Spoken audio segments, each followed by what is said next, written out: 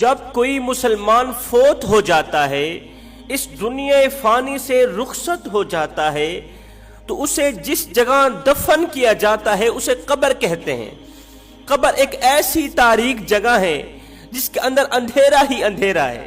خوف نے جس کو جکڑ رکھا ہے، ڈر نے جس کو جکڑ رکھا ہے، یہ کیڑوں مکوڑوں اور دیگر بلاؤں کا مسکن ہے۔ قبر کے اندر کیڑے مکوڑے اور دیگر بلائیں رہتی ہیں۔ کن کے لیے؟ گنہگاروں کے لیے۔ کن کے لیے؟ اللہ کے نافرمانوں کے لیے۔ یہ صرف میں نہیں کہہ رہا، اللہ کے رسول بھی فرما کے گئے ہیں۔ میرے کریم نبی نے فرمایا تھا، فرمایا صحابہ قبر روزانہ اپنے اوپر چلنے والوں کو پکار پکار کے کہتی ہے، او میرے اوپر ایڑھی مار کے چلنے والوں، میرے اندر کیڑے ہی کیڑے ہیں، حفاظتی اقدامات لے کر آنا۔ میرے اندر خوف ہی خوف ہے، خوف نے مجھے جکڑ رکھا ہے، کیڑے مکوڑوں نے مجھے جکڑ رکھا، میں کیڑے مکوڑوں اور دیگر بلاؤں کا مسکن ہوں۔ ان بلاؤں سے بچنے کے لیے حفاظتی اقدامات لے کر آنا۔ میرے اندر اندھیرا ہی اندھیرا ہے، تاریکی ہی تاریکی ہے، روشنی لے کے آنا، بچنے کے لیے اچھے اعمال لے کے آنا، نیک اعمال لے کے آنا۔ ایک روایت میں آتا ہے جب انسان نماز کی حالت میں سجدے میں جاتا ہے نا، نماز کی صورت میں جب سجدے کی حالت میں جاتا ہے تو اس کی زبان بے ساختہ بول پڑتی ہے، سبحان ربی الاعلی، سبحان ربی الاعلی۔ ادھر سے بندے کی زبان سبحان ربی الاعلی پڑھتی ہے، ادھر سے زمین نمازی انسان کی پیشانی چوم رہی ہوتی ہے، مٹی نمازی انسان کی، سجدے میں سر رکھنے والے انسان کی پیشانی چوم رہی ہوتی ہے، اور ساتھ میں دعا بھی کر رہی ہوتی ہے، فریادیں بھی کر رہی ہوتی ہے، یا باری تعالیٰ جب یہ تیرا محبوب بندہ دنیا فانی سے رخصت ہو کر میرے اندر آئے تو میری تاریکی کو اجالے میں بدل دینا، میرے اندر کے کانٹوں کو گلاب کے پھولوں میں بدل لینا، جنت کی تمام کھڑکیاں میری طرف کھول دینا۔ قبر ایسے انسان کو ویلکم کرتی ہے۔ جب کوئی اللہ کا محبوب مرتا ہے نا، اس دنیا فانی سے رخصت ہوتا ہے تو قبر اللہ کے نیک بندے کو، محبوب کو ویلکم کرتی ہے، خوش آمدید کہتی ہے۔ قبر کہتی ہے تیرا آنا بہت بہت مبارک ہو، دنیا میں جتنے لوگ میرے اوپر چلتے تھے ان تمام لوگوں میں سے سب سے زیادہ پیارا مجھے تو ہی لگتا تھا، سب سے زیادہ اچھا مجھے تو ہی لگتا تھا، تیرا آنا بہت بہت مبارک ہو۔ اب یہ تو وہ لوگ ہیں جن کے لیے قبر جنت کے باغوں میں سے باغ بن جائے گی، یہ تو وہ لوگ ہیں جو ہمیشہ کے لیے قبر میں سکون کے ساتھ رہیں گے، جن کا کفن بھی میلا نہیں ہوگا۔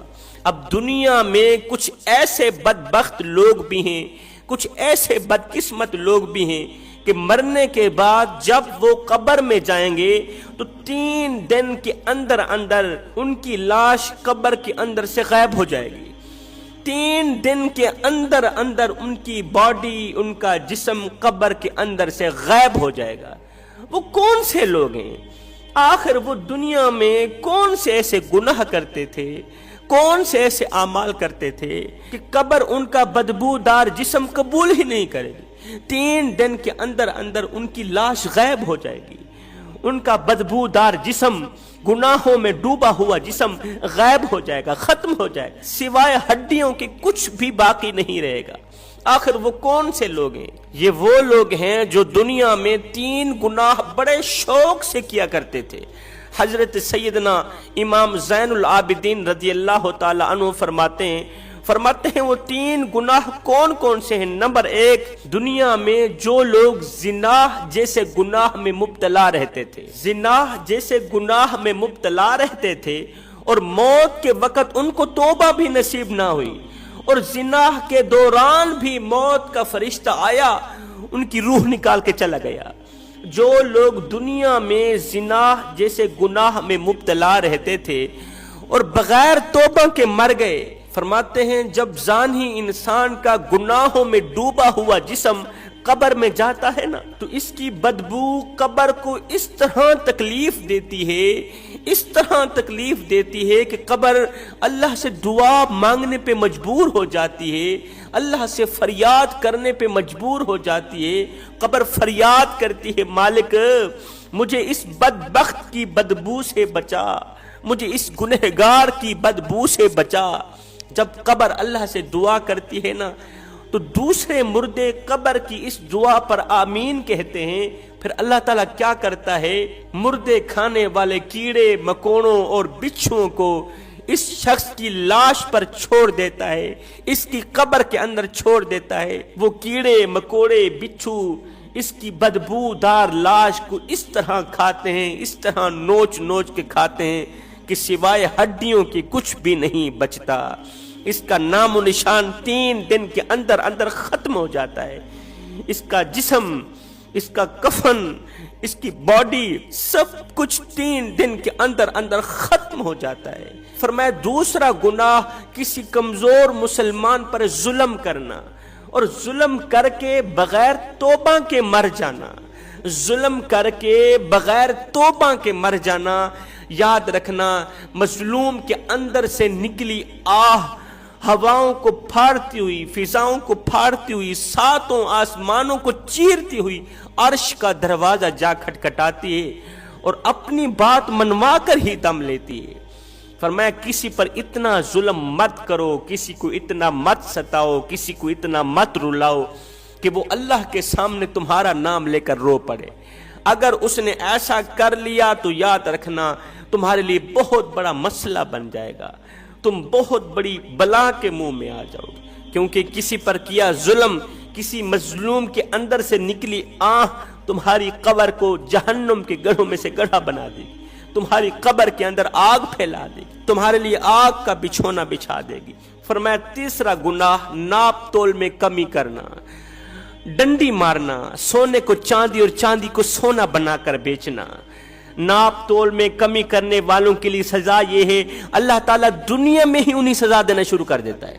خلیفہ ہارون الرشید نے حضرت بہلول کو کہا، بہلول ذرا بغداد کے بازار کا چکر لگا کے آؤ نا، یہ جو گوشت بیچنے والے ہیں، یہ جو کسائی ہیں، ان کے ترازو اور پتھر چیک کرو کہ کہیں یہ ناپ تول میں کمی تو نہیں کرتے۔ اگر یہ لوگ ڈنڈی مارتے ہیں، ناپ تول میں کمی کرتے ہیں، تو ان کو قید کرنے کے لیے گرفتار کر کے لے کے آنا۔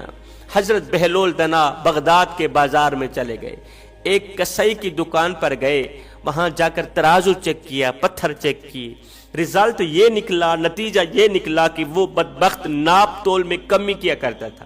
حضرت بہلول نے پوچھ لیا، میاں سنا کیسی گزر بسر ہو رہی؟ اس نے کہا نہ پوچھ میاں، اولاد نافرمان نکلی ہے، مال میں برکت کوئی نہیں، ہر وقت پریشانی ہی پریشانی، گھر کو پریشانی نے اپنی لپیٹ میں لے رکھا ہے، کبھی کوئی بیمار کبھی کوئی بیمار، مال میں برکت کوئی نہیں، پیسوں میں برکت کوئی نہیں۔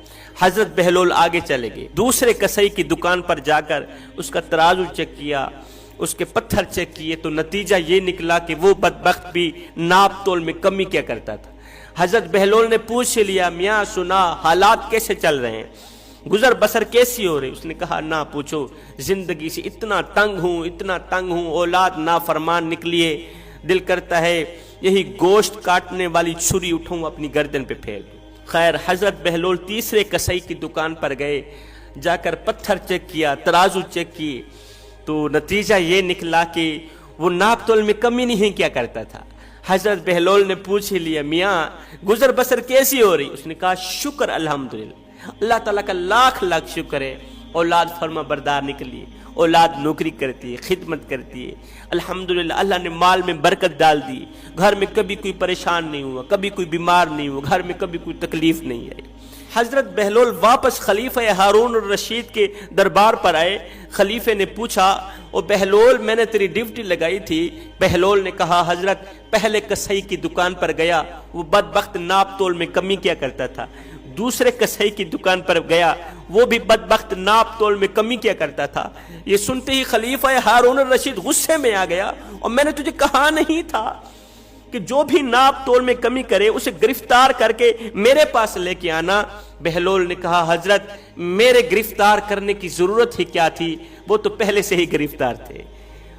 انہیں اللہ نے گرفتار کر رکھا تھا، کسی کو پریشانی میں مبتلا کر رکھا تھا، کسی کو دکھوں میں مبتلا کر رکھا تھا، کسی کو اولاد کی نافرمانی میں مبتلا کر رکھا تھا، کسی کو پریشانیوں کی دلدل میں پھنسا رکھا تھا، کسی کو مصیبتوں کی دلدل میں پھنسا رکھا تھا۔